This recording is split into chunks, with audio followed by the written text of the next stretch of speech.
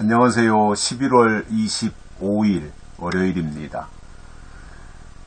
오늘은 고린도전서 10장 21절과 22절 두 절의 말씀을 봉독해 드리겠습니다. 너희가 주의 잔과 귀신의 잔을 겸하여 마시지 못하고 주의 상과 귀신의 상을 겸하여 참예치 못하리라. 그러면 우리가 주를 노여워하게 하시게 하겠느냐? 우리가 주보다 강한 자냐? 아멘. 신앙생활을 성숙한 자의 위치에서 제대로 한다고 하는 것은 날마다 선택하는 일들이 있습니다. 이것과 저것 사이에서, 하나님의 일과 세상의 일 사이에서 선택하는 결정을 해야 됩니다. 그런데 어떤 때는 참 선택하기가 난감할 때도 있어요. 선택장애가 아닌데도 불구하고 어느 한쪽을 선택하기가 참 곤란할 때가 있지만, 그럼에도 하나님의 사람들은 선택해야 됩니다. 참과 거짓 사이에서 선택해야 되고요. 옳음과 그름 사이에서 선택해야 됩니다. 특히 오늘 바울이 말씀하는 것을 보면 주의 잔과 귀신의 잔을 겸하여 마시지 못한다, 이렇게 설명하고 있어요. 그렇죠? 주님이 주시는 잔과 귀신이 주는 잔을 둘 다 마실 수는 없는 거 아니에요? 주의 잔을 마셨으면 귀신의 잔은 거절하는 것이고, 귀신의 잔을 마신 자는 주의 잔을 안 마시는 거죠. 그게 맞는 거 아니에요? 이것도 좋고 저것도 좋고, 주의 잔도 좋고 귀신의 잔도 좋고 다 줬사오니 아무거나 많이만 주시옵소서, 이렇게 되는 건 아니잖아요. 그래서 둘 중에 하나를 선택하는 거죠. 그래서 영적인 것과 육적인 것 사이에서 영적인 사람들은 영적인 것을 선택하게 되어 있고, 육적인 사람들은 육적인 것을 선택하게 되어 있어요.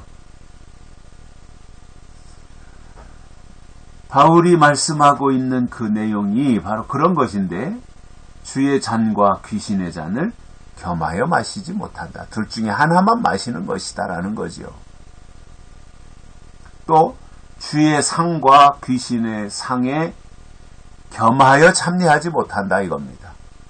주님이 차려주시는 상에도 가고 귀신이 차려놓은 상에도 가고 양쪽 다 참여한다. 이건 불가능하다는 거예요. 될 수가 없는 거라는 거예요. 이게 어떠한 이념이라는 거 있잖아요. 이념, 사상이라고 하는 거.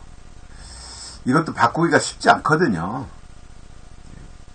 좌파의 사고를 가진 사람들이 우파의 그 진영으로 넘어온다. 이거 쉽지 않아요. 또 반대로 우파의 가치관을 가지고 평생을 살아온 사람들이 어느 날 좌파에게로 넘어간다. 이것도 쉬운 거 아니에요. 사람이 그 가치를 바꾼다는 게 쉬운 거 아니거든요. 신앙도 똑같은 거예요. 영적인 가치와 육적인 가치, 주님의 가치와 귀신의 가치, 이것이 완전히 다른 거기 때문에 둘 중에 하나만 내가 선택할 수 있는 것이지 둘 다 가질 수는 없는 거예요. 저는 정치 진영도 우파, 좌파, 중도 이렇게 구분하잖아요. 저는 엄밀한 의미에서 보면 중도는 없다고 봐요. 저는 우파냐 좌파냐지, 좌파냐 우파냐지, 이게 중간지대가 어디 있어요, 정치가.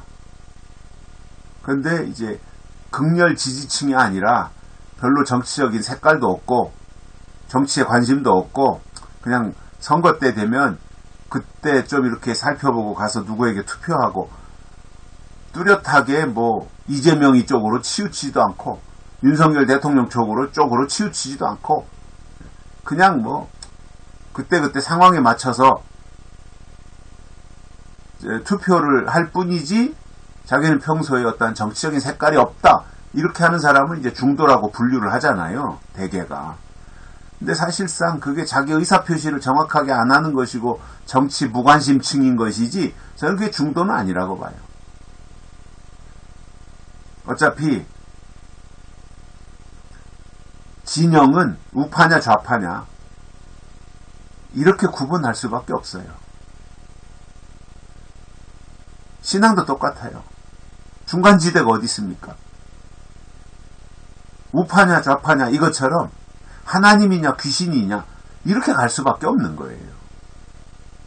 오른편 양이냐 왼편 양이냐 이거지 그 중간이 어디 있습니까? 하나님이 심판하시는데 하나님이 심판하실 때 중도가 어디 있습니까? 의인 편이냐 죄인 편이냐 하나님 편이냐 사탄 편이냐 뭐 이런 것 가지고 최종적으로 결론을 내리시는 거지. 그 중간지대를 찾아서 너는 참 지혜롭구나. 여기도 저기도 치우치지 않고 너는 중립을 지키고 있구나. 중도구나 너는. 이런 경우는 없다라는 거지요.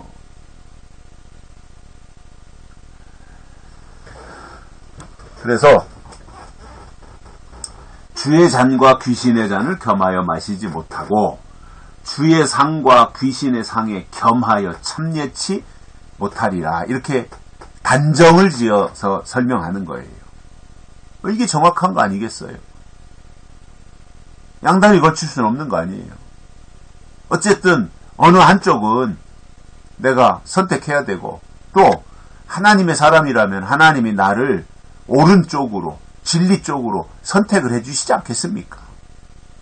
그리고 하나님이 그렇게 부르시고 선택을 하시면 하나님이 원하시는 방향으로 갈 수밖에 없는 거 아니겠어요? 그 중간지대가 어디 있습니까?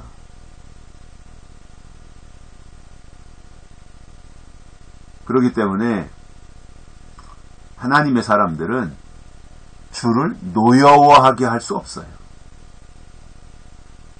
왜냐하면 믿음 자체가 하나님을 기쁘시게 해드리는 것이 믿음이라고 했기 때문에 어떻게 하든지 우리는 하나님을 기쁘시게 해드려야 될 책임과 사명과 의무가 있는 사람들입니다. 믿음이 뭐예요? 하나님을 기쁘시게 해드리는 거잖아요. 그러니까 우리는 어떻게 하든지 하나님을 기쁘시게 해드려야지 하나님을 노여워하게 한다든가 불쾌하게 한다든가 해서는 안 된다는 말입니다. 기쁘시게 해드려야죠. 그게 우리가 할 도리이고 또 하나님이 원하시는 믿음이기도 하고 그렇다면 그 길로 그 방향으로 가야 되는 것이 맞는 것이고 그렇게 할 때 하나님이 그를 기뻐하시고 그에게 필요한 것들을 하나님이 또 제공해 주시는 그러한 은혜 속에서 살아갈 수 있게 된다는 거죠. 그것을 하나님이 우리에게 요구하고 원하고 계시다는 겁니다. 그래서 분별의 은혜가 있어야 됩니다.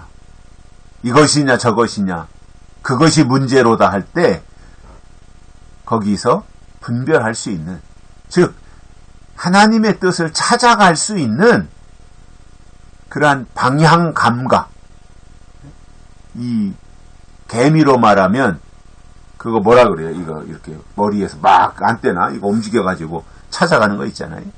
그런 게 있어야 되는 거죠. 감각이라는 게 있어야 되는 거잖아요.